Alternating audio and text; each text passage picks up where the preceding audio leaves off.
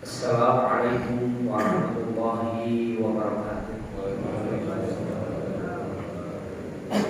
Bismillahirrahmanirrahim. Wassalatu wassalamu ala sayyidina Rasulillah Sayyidina Muhammad ibn Abdillah, la hawla wa la quwwata illa billah, amma ba'd. Rabbi shrah li sadri wa yassir li amri wa hlul 'uqdatam min lisani yafqahu qawli. Shadaqallahul azim. Hadratul Mukarramun yang terhormat Ketua DKM Masjid Raya Cibubur Bakri, yang kami hormati para pengurus, Bapak Ibu jamaah sholat subuh yang pagi ini, mudah-mudahan semuanya dirahmati dan dimuliakan Allah Subhanahu wa Ta'ala. Pertama-tama adalah sama-sama kita panjatkan puji dan syukur kehadirat Allah Subhanahu wa Ta'ala atas segala limpahan nikmat dan karunia-Nya yang telah dianugerahkan kepada kita semua. Alhamdulillah, kita pada pagi ini semua sehat walafiat. Untuk itu, sebagai ungkapan syukur kita, mari sama-sama kita awali dengan baca Al-Quran ala hadiniyah wa ala kuniniyatin sholihah wa ila hadratin Nabi Sayyidina Muhammadin sallallahu alaihi wasallam. Al-Fatihah. Bismillahirrahmanirrahim. Alhamdulillahil alamin arrahmanir rahim maliki yaumiddin iyyaka na'budu wa iyyaka nasta'in Shiratal mustaqim Shiratal ladzina an'amta 'alaihim ghairil maghdubi 'alaihim waladdallin. Pak Nur, coba tolong ini. Ini belum bisa masuk ya. Ini belum ini.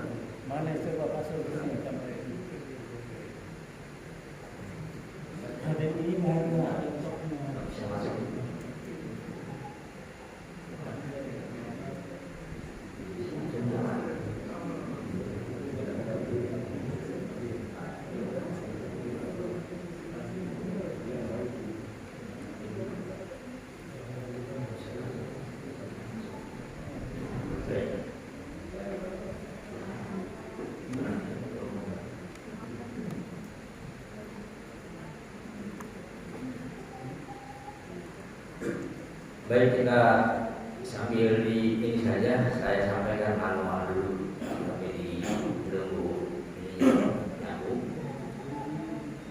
Pagi ini saya akan sampaikan satu materi yang kaitannya dengan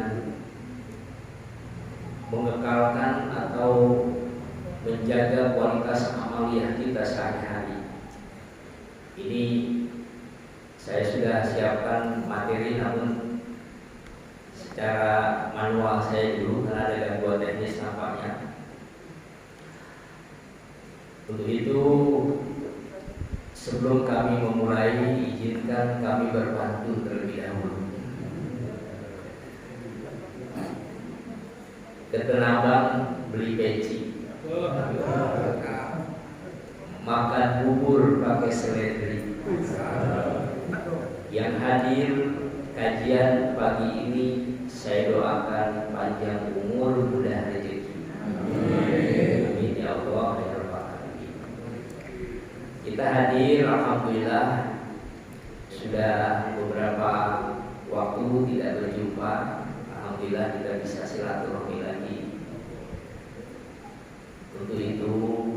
Mudah-mudahan silaturahmi yang selalu kita jalin dengan niat tidak lain mengharap berkah dari Allah.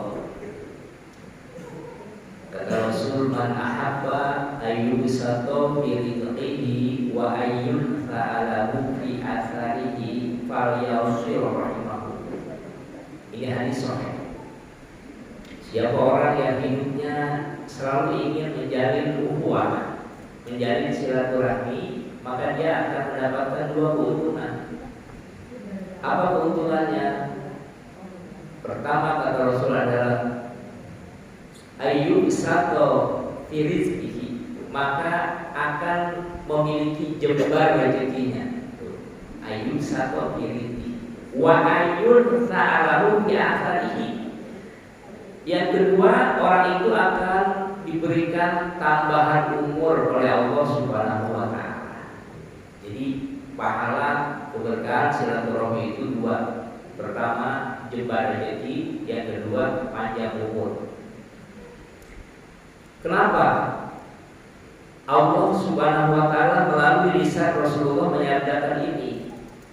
Karena memang dengan silaturahmi ini luar biasa faedah dan manfaat. Sampai tadi dijelaskan oleh Rasul, dia akan dipanjangkan umur. Panjang umur di sini kata para ulama bukan berarti ditambah usia kita. Bukan artinya secara reguler seperti itu. Usia yang sudah ditetapkan zaman ajali 60 misalkan dengan sering silaturahmi jadi 62, itu makna silaturahmi panjang umur di sini bukan seperti itu, tapi adalah panjang umur di sini. Ketika nanti meninggal dunia orang itu dihisab oleh Allah, maka dia akan banyak amal kebaikannya dibanding amal kejelekannya. Itulah yang disebut dengan panjang umur berkat silaturahmi. Mudah-mudahan saudara-saudara saya ini mendapatkan faedah itu semua. Amin. Ya Allah. Oleh karena itu pantun kedua akan saya luncurkan tadi. Cakepnya biar ada seriusan dikit. Apa makna kira-kira? Pantunnya adalah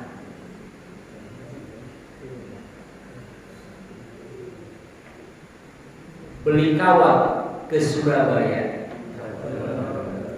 simpan roti di dalam peti. Kalau hidup tidak pernah silaturahmi, komunikasi menjadi mati.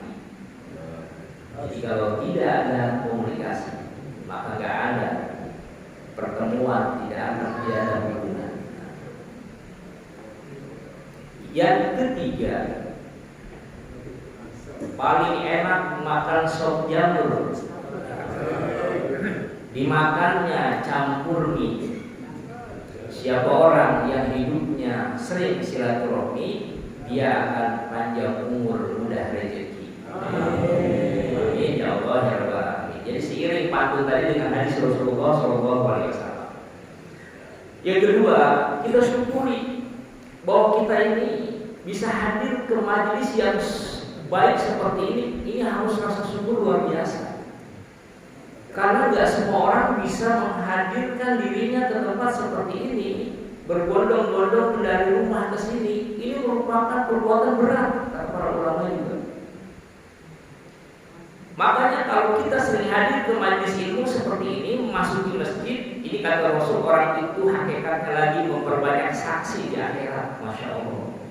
Makanya kita kalau melihat di kampung ada orang-orang di komplek, orang-orang berbondong-bondong ke masjid, Masya Allah. Kata Rasul dalam hadisnya, beliau sabdakan kepada para sahabat, idza ra'aitum rajula ya'tadu masajida fashhadu lahu bil iman. Kata Rasul, jika kalian melihat orang-orang berbondong-bondong menuju masjid, persaksikanlah yang berbondong-bondong menuju masjid itu adalah orang-orang beriman kepada Allah. Ya Allah. Jadi Bapak Ibu yang bisa hadir seperti ini, ke masjid seperti ini, kata Rasul, dia adalah orang-orang yang beriman, yang nanti di akhirat banyak saksi yang menyaksikan kita di hadapan Allah bahwa kita di dunia dulu beriman kepada Allah Subhanahu wa taala. Luar biasa. Apalagi kita ini sekarang habis melaksanakan sholat subuh. Sholat subuh ini pahalanya enggak main-main. Memang kita rasakan perjuangannya berat, tapi pahalanya man sholat subha fi jama'atin faka'annama sholat lailatul. Siapa yang melaksanakan sholat subuh secara berjamaah, hitungannya jamaah, faka'annama sholat lailatul, seolah-olah seakan-akan dia mendapati pahala sepenuh malam. Subhanallah.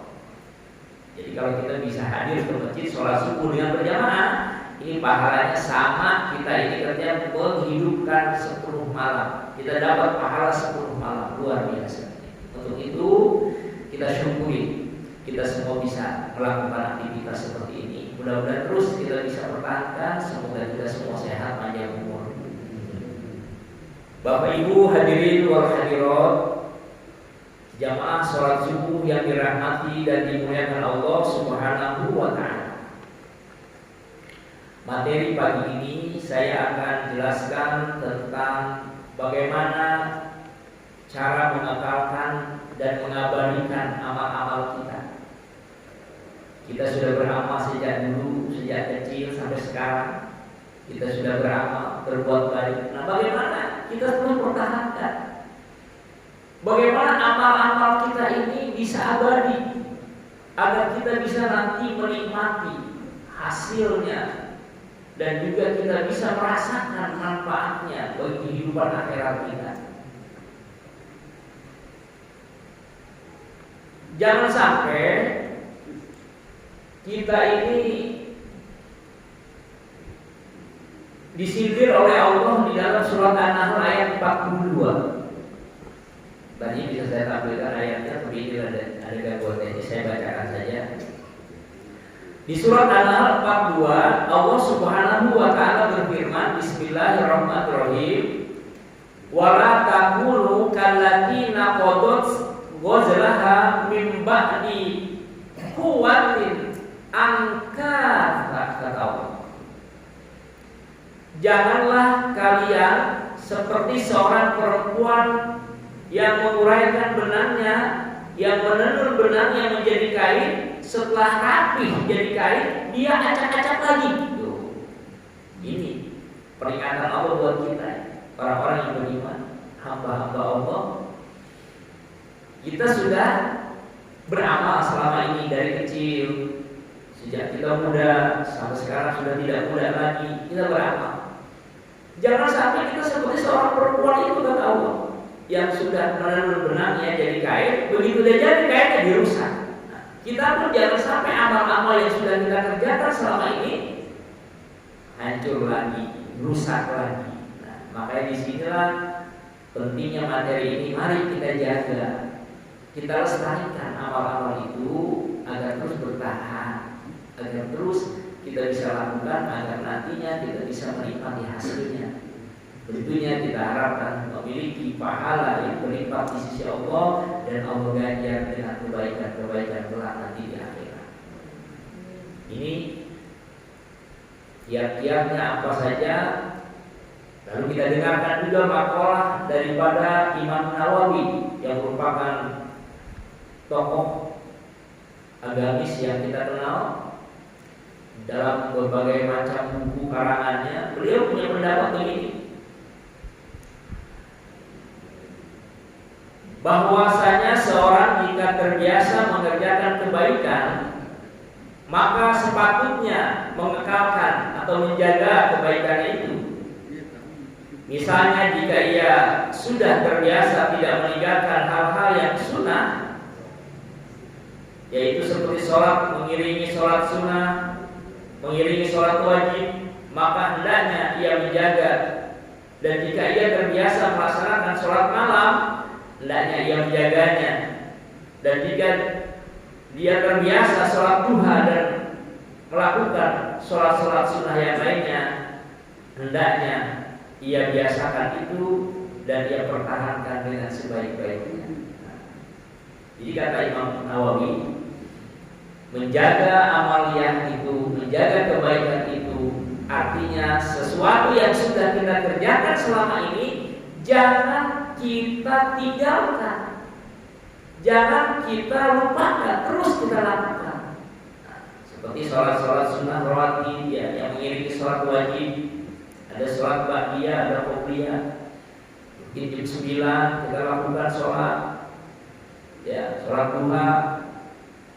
Kemudian di sepertiga malam kita lakukan sholat tahajud, walaupun cuma 2 rakaat ditutup witir 1, tapi rutin terus. Kemudian setiap malam Jumat misalkan kita biasakan baca surat Al-Kahfi atau surat Yasin. Sore hari setelah asar kita baca Waqiah. Itu amalan-amalan seperti itu, kalau kata Imam Nawawi, kalau sudah kita biasa kerjakan, terus kerjakan, jangan dihentikan. Itulah cara kita melanggengkan amal-amal kita. Ini pedoman dari Allah di dalam Al-Quran An-Nahl 42 dan juga penguatan dari seorang tokoh agamis Indonesia yang juga pernah menjadi imam besar di kota Mekah, bahkan dikuburkan juga di Mekah. Beliau adalah Syekh Nawawi Al-Bantani. Beliau memberikan statement seperti itu. Cara menjaga amal itu artinya terus dilakukan, terus dilestarikan.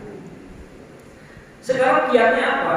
Caranya bagaimana nih buat kita agar kita bisa melakukan itu? Kata para ulama, kita harus senantiasa hidup ini hati-hati, mawas diri dalam menjalani kehidupan ini. Jadi kita harus hati-hati, mawas diri, dan bersifat selalu antisipasi atas segala sesuatu yang bisa merongrong, merusak amal-amal kita selama ini. Suatu contoh misalnya dari segi yang masuk ke dalam perut kita saja, itu kita harus jaga. Makanya hati-hati. Apa yang masuk ke perut kita jaga, jangan sampai ada barang yang subhat, apalagi yang haram. Awas diri. Karena kata Rasul, kalau ada barang-barang atau benda yang haram masuk ke perut kita, ini dalam salah satu hadis beliau jelas betul itu.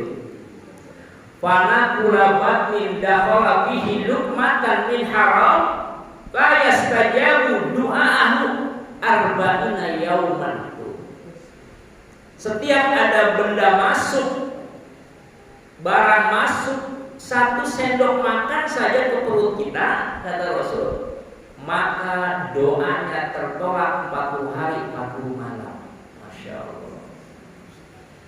Coba, baru 1 sendok makan itu, fana kulabat min dakhala fihi luqmatan. Luqmatan itu sesendok, secuil, sesuap. Min haram, batnul perut, maksudnya masuk perut. La yastajabu du'ahu arba'ina yawman, maka doanya tertolak 40 hari 40 malam. Bagaimana kalau misalnya barang haramnya itu yang masuk ke badan kita ini lebih dari bersendok-sendok? Nah, misalnya barang haramnya 50.000, kita beli nasi bungkus, di dalamnya ada daging 1 kerat, ada tempenya sepotong, ada tahunya sepotong, ada telur rebusnya, ada kerupuknya, ada teh manisnya segelas. Coba berapa suap itu? Masya Allah. Tuh, bandingannya begitu. Disinilah ulama memberikan ikhtiar kepada kita nih. Apa ikhtiar artinya? Hati-hati, mawas diri dalam hidup ini agar amal gak rusak.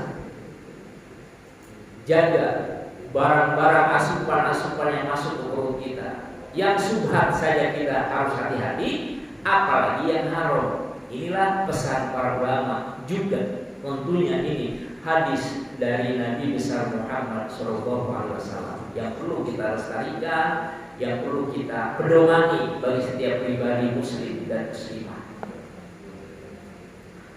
Kemudian apalagi? Kita mawas diri, tumbuhkan perhatian kita kepada orang-orang yang ada di lingkungan kita. Jangan sampai kita ini apatis. Jangan sampai kita ini gak peduli sama orang-orang yang ada di samping kiri kanan kita. Apalagi kalau misalnya di antara saudara-saudara kita, teman kita, andai orang kita ada yang kekurangan dari segi materi, kita tahu kita nggak berbuat. Nah, ini pun kita hati-hati, kata para ulama. Apa kata Rasul? Ma'amana bi man bata sab'anan wajaruhu jai'ul wa huwa ya'lam. Belum dikatakan beriman seseorang yang tengah malam perutnya kenyang sehingga lelap tidurnya, kemudian dia mendengar rintihan kerabatnya, tetangganya nggak bisa tidur karena kelaparan, dia diam saja, dia nggak berbuat, maka orang itu belum dikatakan beriman kepada Allah Subhanahu wa Ta'ala. Ini peringatan kedua, ya.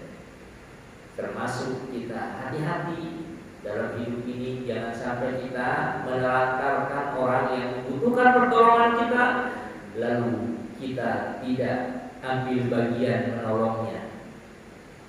Apalagi kalau kita punya prinsip, ada urusan apa, saya kan banting tulang peras keringat nyari rezeki. Tahu-tahu ada orang yang datang minta sama aku, ada urusan apa?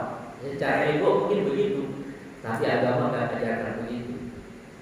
Justru kalau kita nggak peduli, kita dicap belum beriman kepada Allah kalau kita apatis terhadap yang begitu.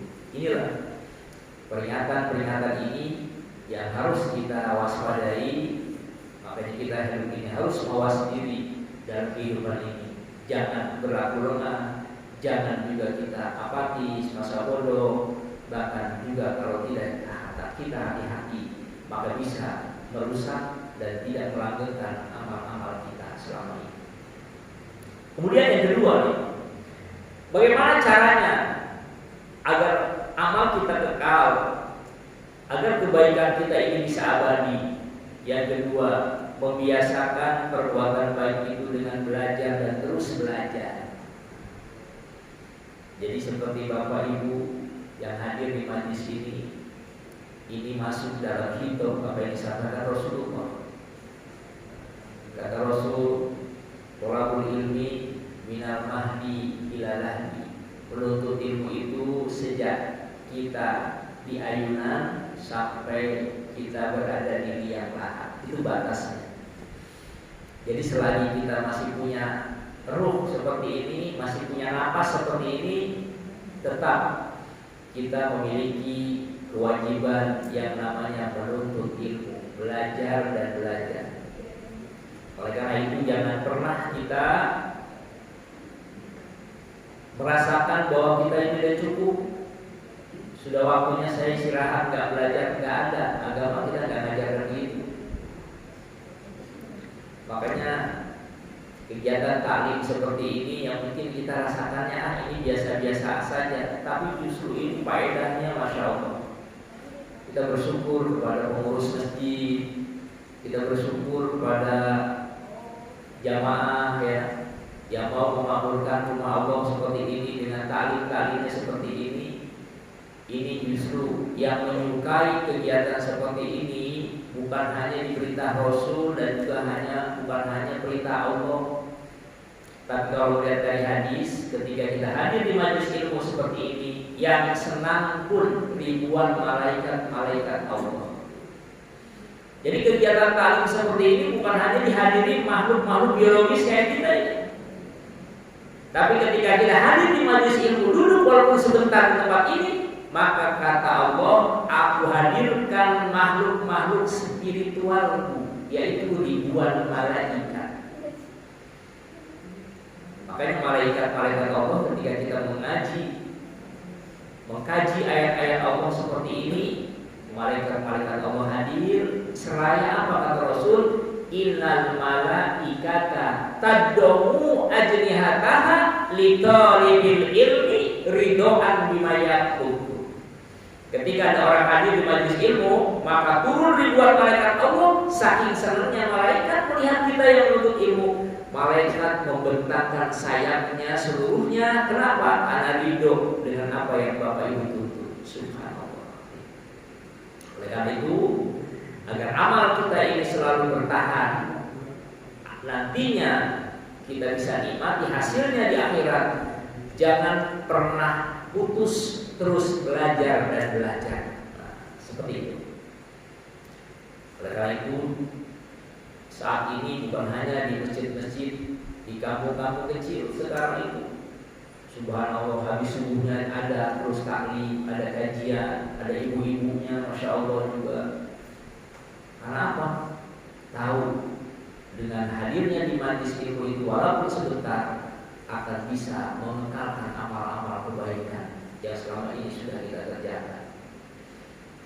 Karena amal kebaikan itu memang harus senantiasa kita lestarikan.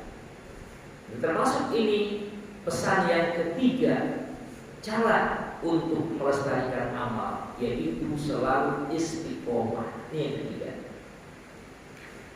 Allah gak lihat amal kita ini sekali kerjakan banyaknya Bapak Ibu. Allah gak melihat besarnya itu. Sedekah yang kita berikan gak lihat dari besarnya, tapi yang dilihat sama Allah dari amal kita, kesinambungannya. Bapak-bapak hadir di majlis ilmu rutin setiap apa? Setiap Sabtu, setiap Minggu subuh rutin. Kita habis sholat suka membaca Al-Quran, walaupun cuma satu ayat, tapi rutin kita kerjakannya. Kita tahajud sedikit, cuma 2 rakaat, ditutup witir 1, tapi rutin ya. Setiap malam usahakan 2:30, jam 2 terbangun. Inilah yang membuat kekalnya amal kita. Allah berfirman, Allah menyampaikan ini, dan Rasulullah bersabdakan ini di dalam salah satu hadis beliau. Apa yang disukai Allah? Innallaha yuhibbul a'mal adwamuhu wa in qallat. Sesungguhnya Allah mencintai perbuatan hamba dilihat dari adwam, berkesinambungannya. Allah lihat dari segi kelestariannya secara terus menerusnya. Inilah amalan-amalan yang dicintai Allah. Jadi nggak lihat dari segi banyaknya. Saya maunya kalau tahajud 12 rakaat, tapi 2 bulan sekali. Lebih bagus kita tahajud cuma 2 rakaat, ditutup witir sekali, tapi rutin tiap malam. Itu yang cakep. Pak, saya mau pokoknya kalau sedekah ke masjid gede, bagus memang, tapi lebih bagus yang tiap rutin, tiap datang hari Jumat dia sisihkan di sakunya, masukin ke kotak amal. Walaupun nggak sebesar, walaupun nggak seberapa, tapi rutinitasnya yang dia kerjakan, yang dia lakukan. Inilah amal-amal yang bisa kita lakukan untuk mempertahankan amal-amal yang kita kepada Allah Subhanahu wa Ta'ala. Apalagi yang namanya sedekah Jumat. Sekarang kan kita lihat ya, sedekah Jumat itu di masjid-masjid sudah ramai luar biasa. Karena memang pahalanya sedekah Jumat itu luar biasa. Bahkan diberikan ganjaran yang luar biasa. Dulu ada satu cerita begini Bapak. Ada seorang ulama, dalam satu hikayat itu dia sakit. Sakitnya sudah lama nggak sembuh-sembuh gitu. Sehingga setelah dia lakukan pengobatan, dia berobat di medis nggak sembuh, ke tabib juga sembuh, yang non medis juga sembuh, sampai dia datangi dukun di kampung ahli syukur, dia datangi juga nggak sembuh-sembuh. Singkat cerita dia udah kemana-mana berobat nggak sembuh-sembuh. Akhirnya dia ingat dengan sabda Rasul. Apa kata Rasul dalam salah satu hadisnya? Wadawau amrodokum bisolawah. Obatilah penyakitmu dengan sedekah. Kata Rasulullah begitu. Akhirnya dia dengar itu, dia yakin itu, dia langsung nazar nih. Nazarnya begini, ya Allah, kalau saya sembuh dari penyakit saya ini, saya akan rutin melakukan sedekah setiap hari Jumat, yang mana pahalanya saya tunjukkan buat ayah ibu saya yang sudah meninggal. Ini nazarnya. Akhirnya begitu habis ngajar itu, nggak selang lama, tiba-tiba tuh ada perubahan dari badannya ini. Tiba-tiba sembuh dia. Wah, saking bahagia sembuhnya, dia akhirnya ingat dengan ajar dia. Iya, saya pokoknya udah najar. Waktu sebelum sembuh saya najar ingin sedekah setiap hari Jumat. Akhirnya dia setiap Jumat itu nggak luput, selalu disiapkan di sakunya itu untuk sedekah ke masjid. Begitu datang ke masjid, ya duduk, kotak amal lewat, dia serah masukkan. Dia sangat tuh. Satu hari dia ini nggak punya uang sama sekali, sehingga bingung. Bagaimana nih? Besok udah hari Jumat, saya ngajar tiap hari Jumat harus sedekah. Padahal yang namanya ngajar itu wajib, harus dikerjakan. Akhirnya dia datanglah ke seorang kiai, seorang guru. Dia sampaikan permasalahannya, Pak Kiai, saya ini kan ngajar setiap Jumat harus sedekah Jumat karena saya sembuh dari penyakit saya. Tapi tiba-tiba untuk Jumat kali ini saya nggak punya uang sama sekali. Gimana cara mengatasinya? Akhirnya kata kiainya, udah, kamu jangan gundah, jangan sedih, jangan gelisah. Kamu berangkat aja ke pasar, lalu kamu ambil barang-barang yang masih manfaat, kemudian kamu nanti sedekahkan kepada siapa saja makhluk Allah yang masih bisa memanfaatkan benda itu, kata kiainya. Dengan niatnya sedekah pengganti sedekah Jumatmu. Akhirnya dengan cerita ini, mendengar nasihat ini, dia langsung pergi ke pasar. Dia bawa karung, ada kulit-kulit semangka yang udah dibuang orang, diambilin lagi tuh. Ada batok-batok kelapa yang masih ada sisa-sisa kelapanya, dia masukin ke karung tuh. Kemudian dia gembol, dia bawa ke pertigaan jalan. Di pertigaan jalan itu dia langsung niatkan, ya Allah, karena saya hari ini Jumat tidak punya apa-apa untuk sedekah, saya sekarang sedekahkan ini barang-barang bekas yang saya ambil di pasar. Apabila ada yang memakannya ini sebagai pengganti najar saya sedekah Jumat. Akhirnya dia lemparkan kulit semangka itu ke tepian jalan, ada keledai lewat, dimakan sama keledai. Dia lagi ada kucing lewat, batok kelapa yang masih ada sisa kelapa-kelapa itu dimakan juga sama kucing. Singkat cerita habislah itu. Akhirnya dia habis satu karung itu, dia pulang, dia mandi, dia sholat Jumat. Kemudian sholat Jumat, habis sholat Jumat dia pulang ke rumahnya, saking lelahnya dia tertidur. Nah, dalam tidurnya itulah dia mimpi didatangi oleh ruh ayahnya dan ibunya.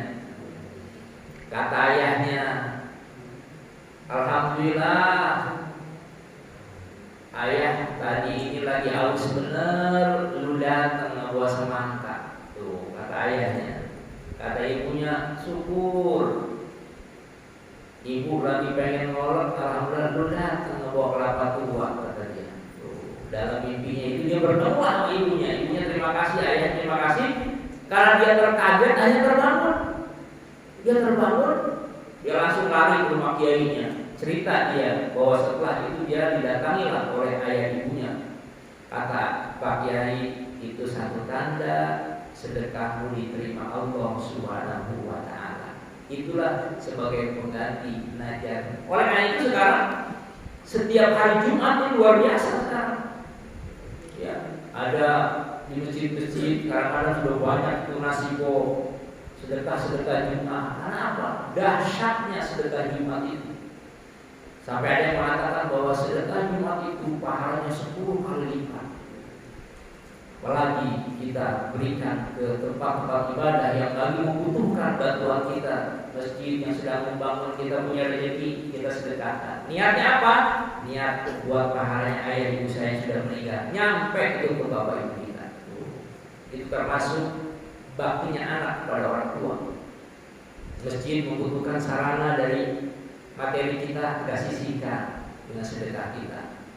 Inilah ya merupakan kegiatan-kegiatan yang bisa melestarikan dan menjaga amaliyah kita kepada Allah. Kemudian yang keempat sekarang, syukur dengan apa yang ada dalam genggaman diri kita. Jadi kalau kita ingin amal kita lestari, amal kita langgeng, abadi, bisa kita pertahankan, jangan pernah mengeluh. Syukuri aja apa yang sudah ada dalam diri kita, dalam genggaman kita. Jangan kita sibuk malah mikirin rezeki yang ngalir ke orang lain. Jangan sampai, karena rezeki kita tidak pernah ketukar. Apa yang sudah ada dalam diri kita ini ditegaskan Allah dalam Al-Quran. Kata Allah, wa ma bikum min nikmatin faminallah. Apa saja yang ada dalam diri kita ini tentang nikmat, sumbernya dari Allah, nggak ada yang lain. Semuanya yang ada dalam diri kita ini, mari sama-sama kita syukuri. Kita sekarang punya apa? Syukuri sudah. Dikasih rezeki sama Allah segini, syukur sudah.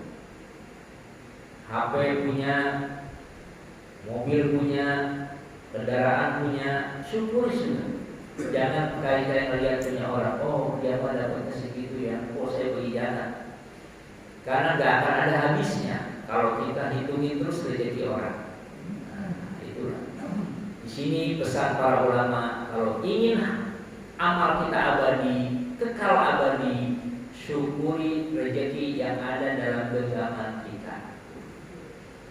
Jangan pernah sekali-kali kita hilang rasa syukur di hati kita, jangan sekali-kali. Bahkan kata Imam Ali, orang yang hidupnya lupa akan bersyukur, dia bukan hanya dapat siksaan saja, akan dikurangi rezekinya. Kan jelas ya, Allah janji itu. Siapa yang gak syukur, ina aja bila syadid abrul Ibrahim itu jelas. Bukan hanya itu saja, tapi dia pun di dunia akan mendapatkan 3 hal kejelekan. Apa yang pertama? Orang yang hidupnya enggak syukur, dia akan merasakan pening hidupnya sepanjang masa. Jadi kalau kita ketemu orang, kadang-kadang kita ketemu orang itu mungkin dari segi penampilan sudah luar biasa, ya, materinya luar biasa, hidupnya pokoknya kita lihat udah enak sekali. Tapi ketika ketemu sama kita tanya bagaimana kabarnya, dia menjawabnya pening saya. Itu berarti dia dicabut oleh Allah keberkahannya, karena ternyata banyak rezekinya tapi kok masih pusing terus. Itulah kata Imam Ali, orang yang kalau hilang rasa syukurnya di hati, dia akan merasakan susah sepanjang masa. Masya Allah. Misalkan kita lihat orang yang dulu kan, kalau orang pakai baju yang perlete, zaman saya masih muda dulu, nah, karena ada tua kan. Itu ada, kalau kata orang pakai celananya aja mereknya merek Benetton, kemudian pakai bajunya merek krokodil, kemudian dia pakai sepatunya merek Baby Bertoni, turun dari mobil Pajero Sport warna hitam, joknya masih diplastikin. Nah, Masya Allah. Kan kata kita udah necis bener ya kan? Celana merek Benetton. Dulu zaman kita muda itu, usia-usia 25-an, namanya celana levis, model-model celana casual itu yang merek Benetton tuh lumayan. Bajunya merek Crocodile, Masya Allah. Itu mereknya ada gajah 5, apalagi buaya 5. Nah itu Crocodile jahit, sepatunya Bedi Bertoni warna hitam, turun dari mobil dan tadi itu. Begitu ketemu sama kita tanya, bagaimana kabar? Dia jawab, pening aku. Ya Allah kasih. Kata kita, lu yang begitu aja pening, gimana gua? Inilah kata Imam Ali, orang yang gak ada syukurnya akan merasakan pening sepanjang masa. Makanya di sini pesan Rasulullah, para ulama, jangan pernah kita tidak syukur. Harus syukur ada yang ada dalam genggaman kita. Yang kedua, orang yang hidupnya tidak pernah ada syukurnya, dia akan merasakan sibuk sepanjang waktu. Pokoknya diajak kemana berbuat baik gak sempat sibuk. Kok Sabtu subuh gak kelihatan di masjid, sibuk saya.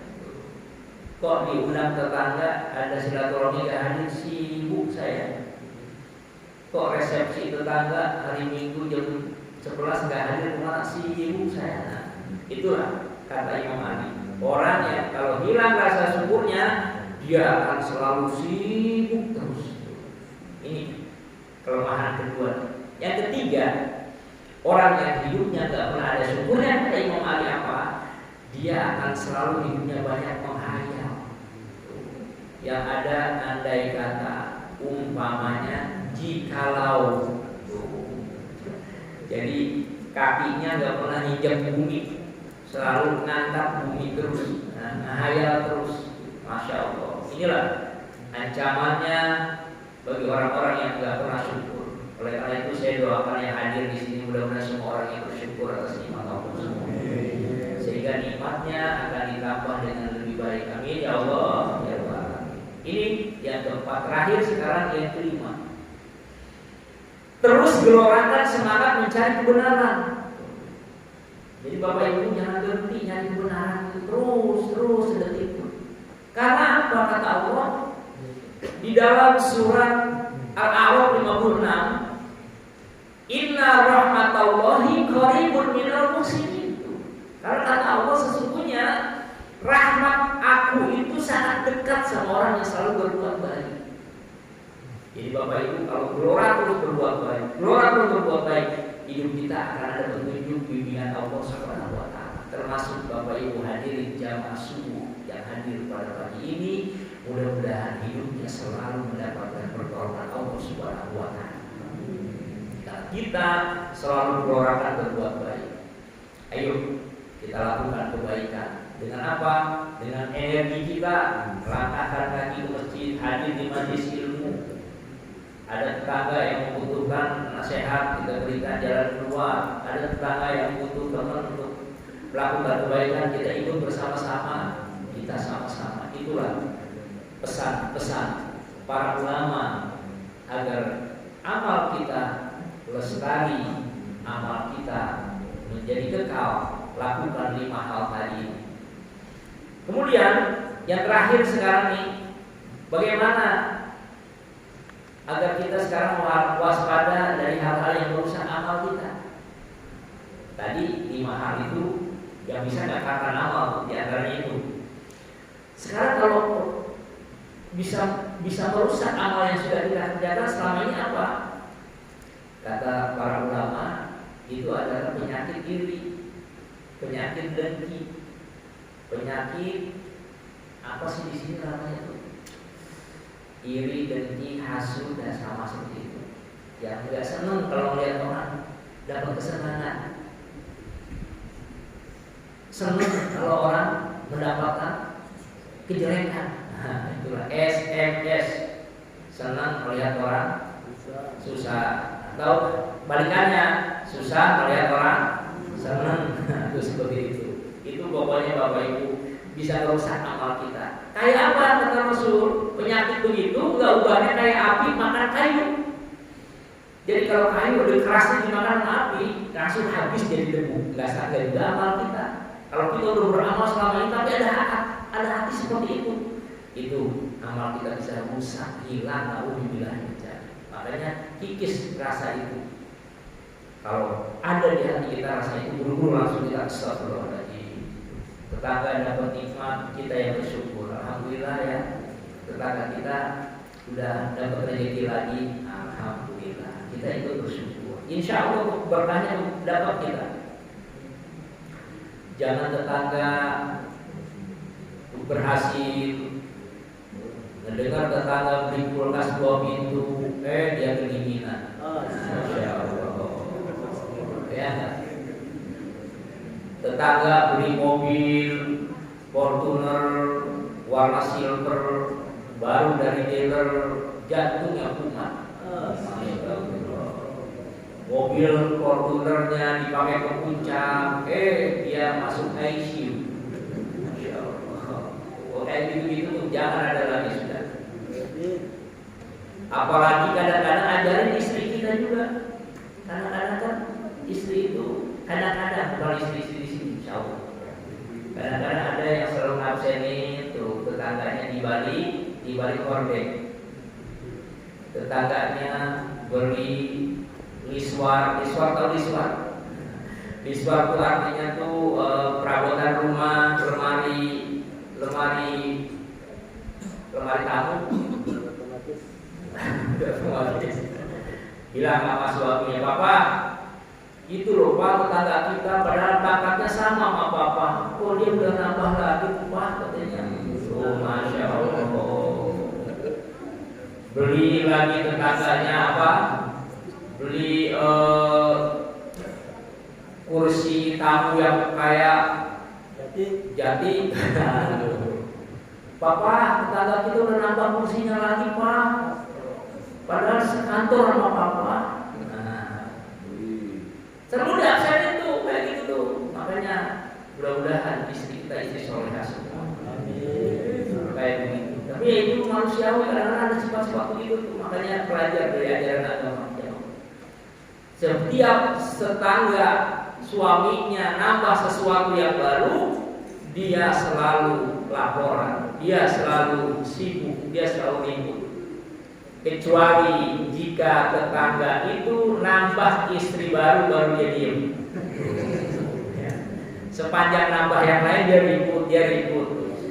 Masya Allah. Bapak Ibu, inilah sifat iri dengki yang harus kita kikis. Banyak kita mengingat Allah. Kemudian yang kedua, apa yang merusak amal? Ini sedikit lagi ya, ada pertanyaan 2 menit. Yang merusak amal itu sifat pemarah. Jadi Bapak Ibu, kalau kita ini gampang marah, gampang tersulut emosi kita, ini amal kita rusak. Bahkan ada apa? Penyesalan. Di sini Rasulullah berikan hadis yang begitu singkat. Apa kata Rasul? La tagdob, wala jannah. Jangan gampang marah, jangan gampang marah, surga bagimu. Amin ya Allah.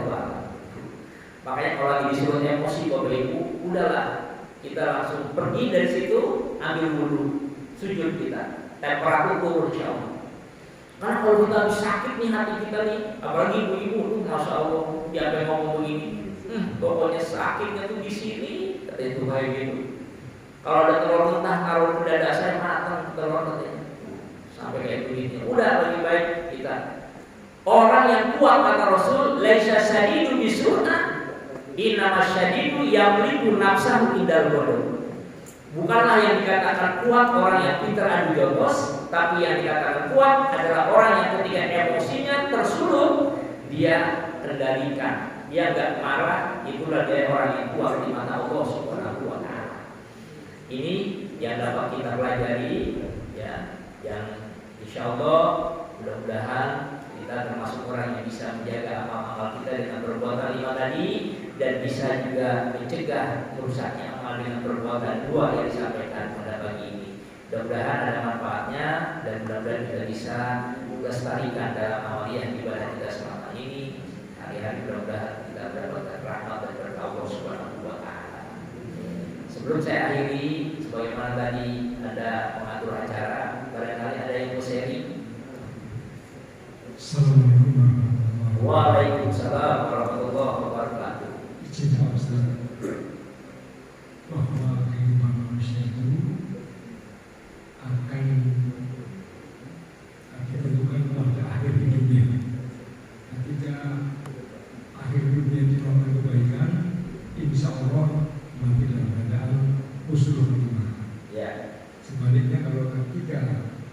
manusia itu melakukan keburukan akan mati dalam keadaan suul khotimah. Nah, kadang-kadang kita ini kan bosan Pak Ustaz. Kalau kita beribadah terus, masalah sholat, zikir, puasa, zakat, segala laksanakan, bosan Quran. Karena kita bosan Pak Ustaz. Nah, rasa bosan itu ada dalam diri kita. Nah, kita iseng buka HP yang tidak ada syariatnya di dalam tuntunan Rasul. Misalnya apa ya, HP yang TikTok yang bikin kita senang, atau masalah yang bertentangan dengan agama.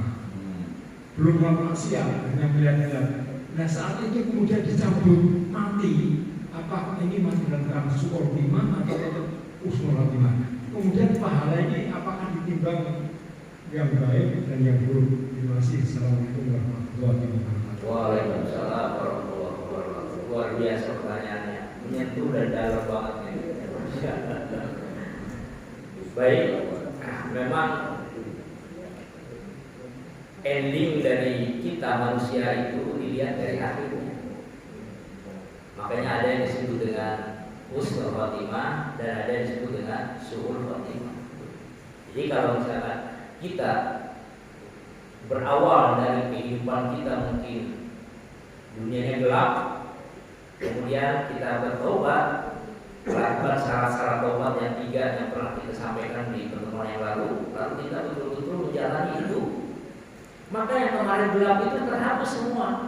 Dan ketika kita meninggal pun, insya Allah kita dalam keadaan husnul khotimah. Tapi Bapak tadi sampaikan bagaimana tuh kalau justru tadi terlena lagi, dia lagi melihat sesuatu yang belum maksiat tadi seperti itu, ya. Lalu datanglah mau menjemput kita. Bagaimana keadaan kita?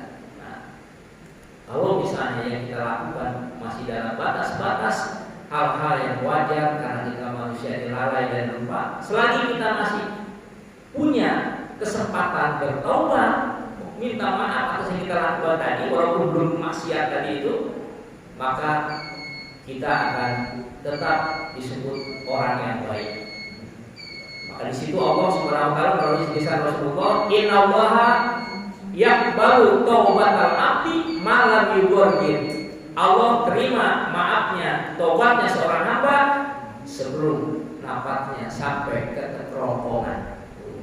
Jadi kalau dia melakukan perbuatan tadi yang dia lakukan itu, dia sempat memohon maaf, minta tobat kepada Allah, insya Allah dan ajaran yang tadi kita sampaikan itu dia tetap akan mendapatkan ganjaran dan husnul khotimah karena sudah bertobat. Tapi seperti Bapak yang lakukan tadi, dia melakukan itu, nah itu tentunya kalau dalam hadis letterlock yang disampaikan Rasulullah, siapapun yang ketika meninggal dia melakukan perbuatan maksiat, maka dia tergolong orang-orang yang berugi.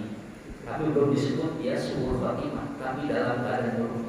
Oleh karena itu, bagaimana nanti di akhirat itu tentunya ada perhitungan yang Allah berikan bergantung dari amaliyah dia selama ini. Oleh karena itu pertanyaan Bapak tadi, patokannya sempat tobat atau tidak orang itu?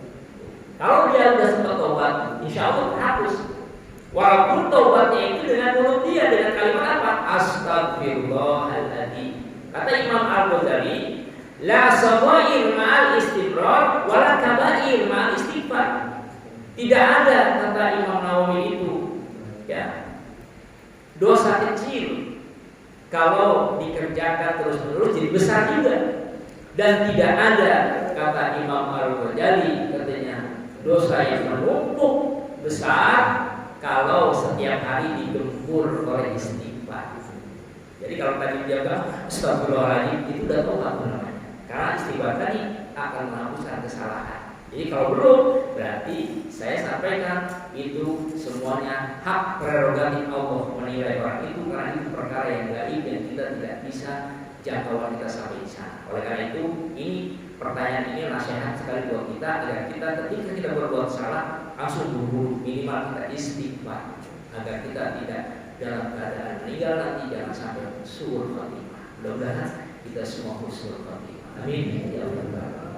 Ya, satu lagi Pak, udah bunyi. Ada yang Assalamualaikum warahmatullahi wabarakatuh. salah. Ustaz tadi tidak menyarankan kita untuk istighfar. Ya. Jadi istighfar itu kalau astagfirullahaladzim, kalau sudah cukup, tapi harus apa harusnya kata astagfirullahaladzim, ada tidak kita buat wa atubu ilaika. Itu lebih penting karena ada atubu ilaika, berarti yang memberi ampunan taubat kepada kita. Itu yang pertama. Terus yang kedua, ini ada kerutinan kita yang untuk membebaskan kita daripada azab kubur. Itu bacaan-bacaan apa yang kita mungkin harus kita rutin sebelum tidur kita baca itu, malam-malam kita baca.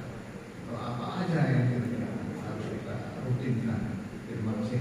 Wassalamualaikum warahmatullahi wabarakatuh. Assalamualaikum warahmatullahi wabarakatuh. Baik sekali Pak, pertanyaannya, dua pertanyaan ini kita jawab singkat langsung Pak. Minimal istighfar itu astagfirullahaladzim. Kalau kita mau sambung astagfirullahaladzim alladzi la ilaha illa huwal hayyul qayyum wa atubu ilaih. Nah, sampai situ. Berapa kali Rasulullah 75 sampai 100 kali dalam sehari beliau. Di dalam hadis beliau enggak luput. Walaupun beliau sudah dijamin masuk surga, dosanya yang dulu yang akan datang diampun Allah, tapi beliau istighfarnya sampai 75 sampai 100 kali. Makanya dan ditanyakan tadi di dalam hadis Rasulullah SAW bersabda, manis taghfara ghafara lahu. Siapa yang ucapin kalimat istighfar hanya astagfirullahaladzim, maka dia dapat pengampunan Allah. Apalagi kita sempatkan tadi tuh habis sholat itu 3 kali kan, kita disunahkan 3 kali. Ini nasihat Rasul sama Imam Ali keponakannya. Ali, kamu kalau habis sholat jangan lupa istighfar minimal 3 kali. Istighfarnya apa tadi? Astagfirullahaladzim. Minimal itu, tapi kalau kita sempatkan astagfirullahaladzim